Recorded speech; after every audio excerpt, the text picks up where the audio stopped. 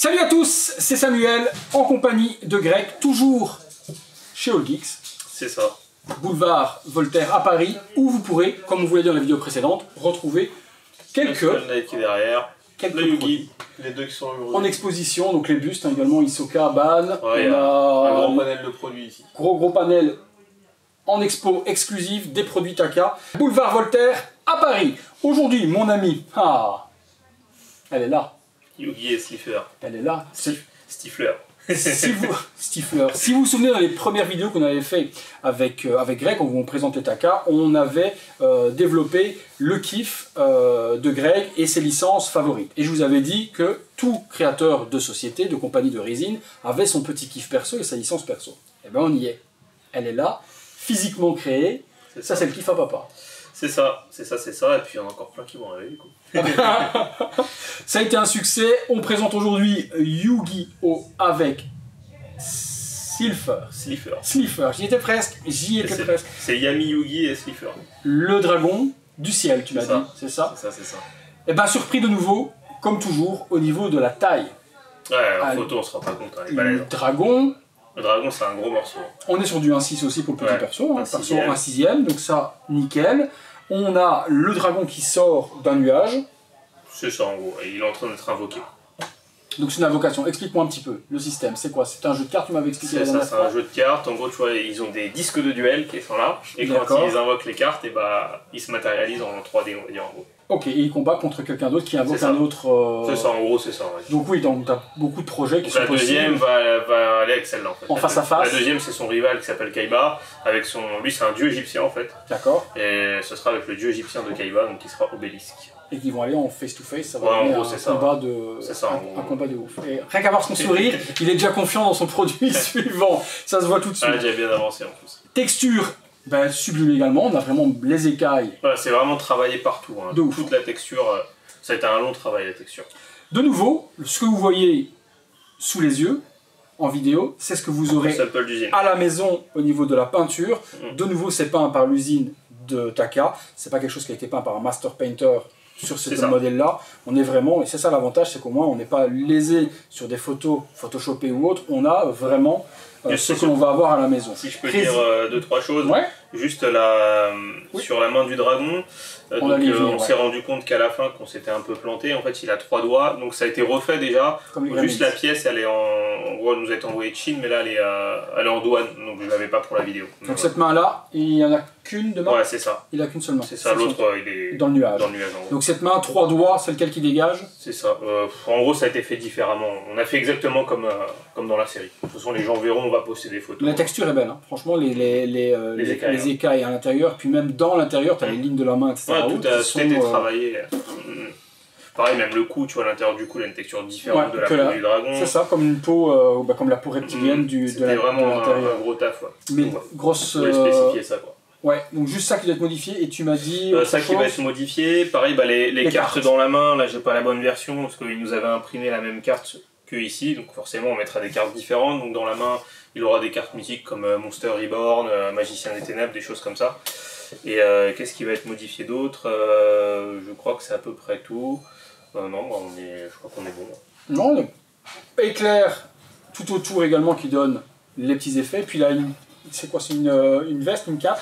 Une veste. Ouais, c'est une veste, c'est une veste, mais qui fait office de cape. Hein. C'est Yu-Gi-Oh! Quoi. Son look, c'est un peu teenager rocker. Ah, c'est un peu gothique, ouais. On a l'impression de voir, c'était comment les chanteurs chinois asiatiques qui ont fait un groupe.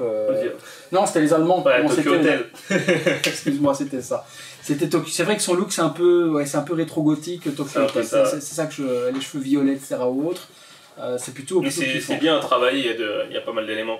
Par exemple, le collier qu'il a autour du cou, c'est ça que on a mis une vraie chaîne, donc c'est du métal là, que vous avez ici. Donc c'est le fameux puzzle. Le puzzle du Millennium, dont on va faire une réplique taille réelle. Qui est là en exposition.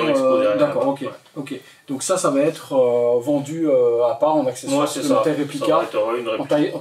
C'est pas mal fait. C'est un petit socle. Et il a toujours ce truc là autour du cou comme ça? Toujours, en fait, c'est ce qui fait. C'est un fameux.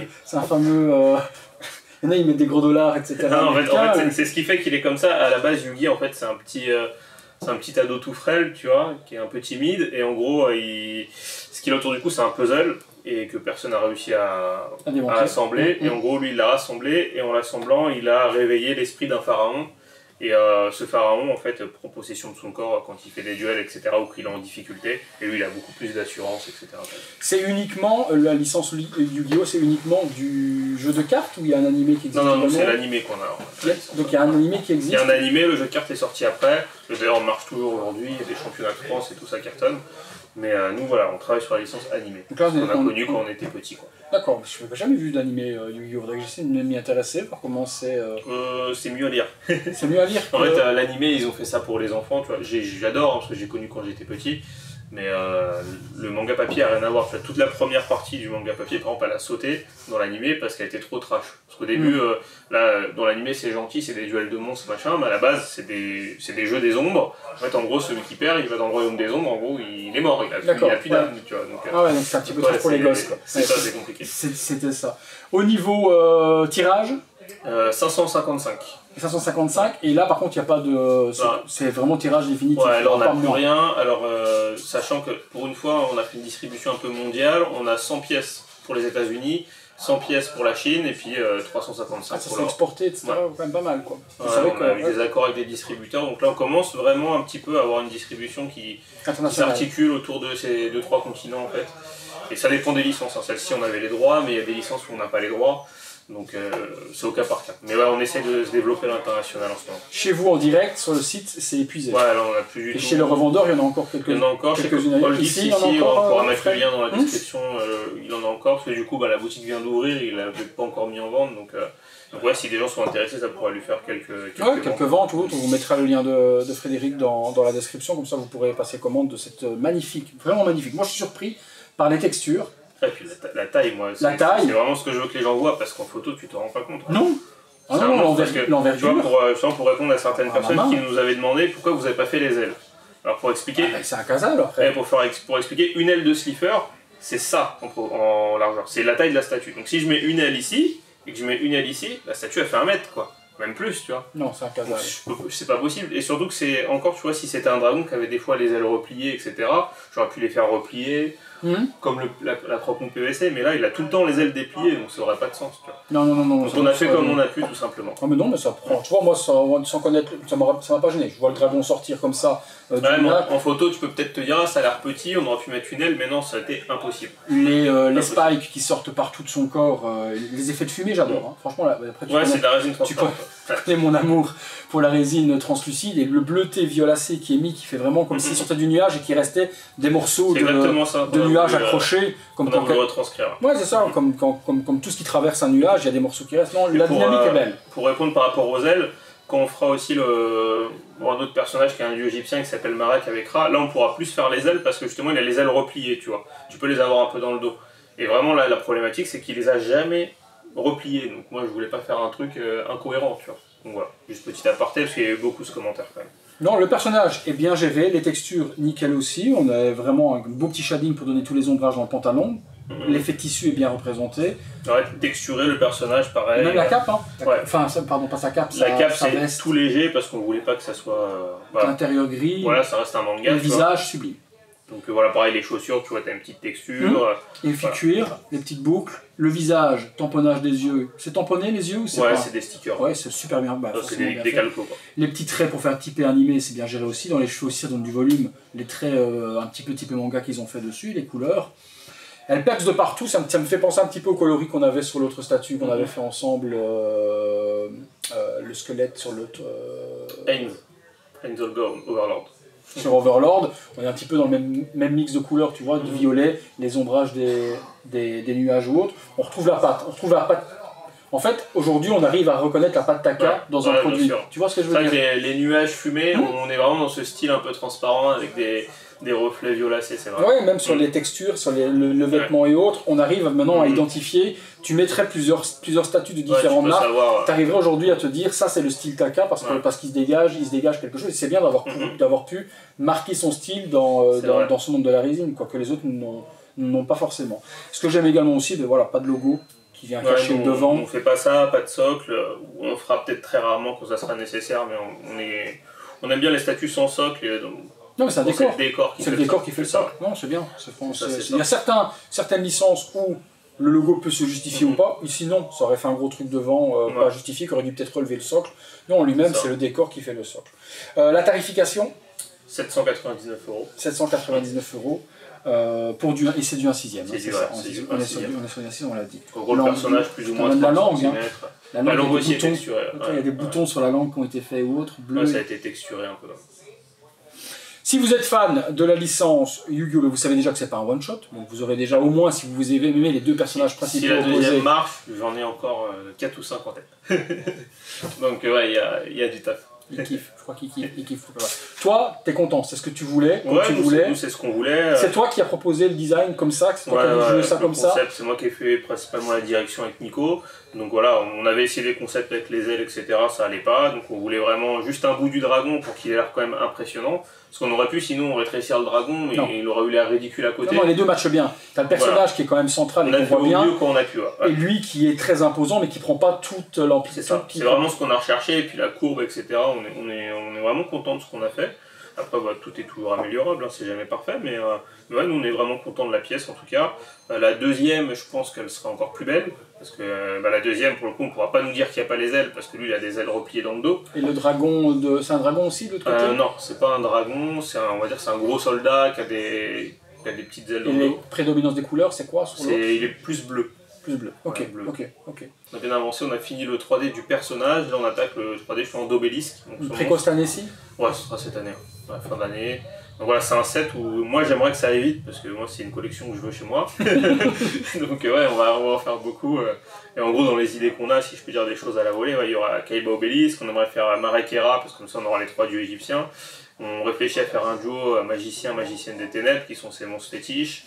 Après peut-être des monstres pour d'autres personnages, Joe et son dragon noir, enfin voilà, ça parlera aux fans. Au niveau de la licence, comme même question qu'avec Berserk qu'on a fait juste avant, des projets de buste, des projets de PVC. Alors normalement on va sûrement faire un buste du héros, mais ce sera tout. PVC non, parce qu'il y a déjà de très belles pièces sur le marché. Quand on fait des PVC, c'est des choses où il n'y a rien, tu vois, là par exemple... On fait Naruto, on fait l'Akatsuki, c'est quelque chose qui n'existe pas du tout en PVC. Tu vois. Mais là, je trouve que c'est assez bien desservi sur Yu-Gi-Oh! Donc pas besoin. Pas besoin. En statut, on restera là-dessus. Et le buste donc, du personnage principal qui est possible, dans la même style que ceux qui sont derrière. C'est ça. Eh bien super, nickel. Ben voilà, vous vouliez voir à quoi ça ressemblait en vrai à côté de quelqu'un, ben maintenant vous l'avez vu, vous avez vu l'amplitude, tarification du coup de nouveau justifiée par la taille, par l'envergure. Là on a quelque chose qui est bien placé. Bon après c'est sûr. Nos prix sont un petit peu plus chers qu'au début, mais en ce moment, avec les conteneurs, avec ça se maintient la matière première, etc., on essaie quand même de proposer des tarifs les plus attractifs possibles, et là, on ne pouvait pas faire mieux. Honnêtement, c'est très correct pour la pièce. Merci à toi Greg, je vous fais des visuels comme d'hab de la pièce, on vous met les liens de toute façon, ici chez Fred il en reste quelques pièces donc n'hésitez pas, et puis n'hésitez pas à venir voir si vous êtes de région parisienne la boutique All Geek de Frédéric où les produits Taka sont en exposition, c'est toujours bien de les voir en vrai, et puis si vous flashez sur une et qu'il est encore en stock en précommande, vous pourrez en même temps vous faire une pierre deux coups les amis. Merci à toi Greg, merci également à Fred de m'avoir accueilli pour ces deux petites vidéos. On se retrouvera de toute façon avec Greg pour les prochains produits comme d'habitude, ici ou chez moi ou ailleurs. Je pense que la prochaine ça sera la Light Fury. Prochaine course ensemble. Vous connaissez cette tête là? Ça va être sympa celle-là. Vous connaissez la tête du mec qui est pas bien là. La capsule, tiens 2 petites secondes, on en parle. Ouais, la boutique, nous on avance bien, là, on est en train de faire le rayonnage. Je pense que peut-être d'ici un mois et demi, ça sera ouvert. Ah ouais. Tu prévois quelque chose toujours Alors ça dépend, parce que là on a toujours cette histoire de façade, donc là normalement on a une réponse cette semaine. Si c'est positif, on attend de faire la façade pour ouvrir. Si c'est encore négatif, on ne va pas attendre 2-3 mois, donc on ouvrira 100, et on fera l'inauguration plus tard. Quand la façade sera faite. Donc ça sera fait, on veut que tout soit beau, etc. Sachant qu'en plus on veut faire l'event en ligne dont je parle depuis longtemps, on veut annoncer les licences, les projets, etc. Et est-ce qu'on ferait pas ça en même temps pour que les gens y passent, etc. On va voir. Ok. Voilà, sinon, l'adresse? C'est à Coulommiers, c'est au 37 rue Bertrand Fleurnoy. Voilà, si vous êtes de passage également par là, ou si vous êtes dans le coin là-bas, et quand la capsule ouvrira, ce sera une boutique où également il y aura de l'expo, il y aura certains produits pareils qu'ici, d'autres différents. Parce que là on peut pas tout mettre, la place est quand même limitée, chez nous aussi. Puis on peut dégager tout ce qui est Kitsune. Voilà, au pire on prendra toute la place, voilà, on va négocier. Mais sinon chez nous il y aura Il y aura la Kuroko qui va sortir, donc ce sera chez nous plutôt qu'ici, et il y aura le bus de Gon aussi qui est validé. Donc, voilà. Ok, ah bah super. Merci à tous de nous avoir suivis pour cette vidéo. Si vous l'avez aimé, un gros like pour Taka. Abonnez-vous également si ce n'est pas encore fait. Et puis activez la petite cloche. Je vous fais un petit visuel de près. Et puis nous on se retrouve très bientôt pour une prochaine vidéo. A bientôt les amis.